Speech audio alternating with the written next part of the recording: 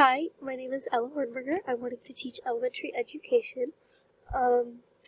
I love to travel. It's one of my most favorite things to do. I really love going to Florida, and I love roller coasters, so I figured I would put a photo from when I went to Universal Studios in Orlando. I really like to roller skate. I've been roller skating since as long as I can remember. I have photos of myself wearing those clip-on roller skates from when I was like 4 years old. I've also been doing gymnastics on and off for my entire life, pretty much. I did it competitively for 13 years, and I coach now. I coach at 2 different gyms, and I still take some classes for my own just to get some of my energy out. I have 4 dogs. I actually have more than 4 dogs. I just couldn't fit the photo.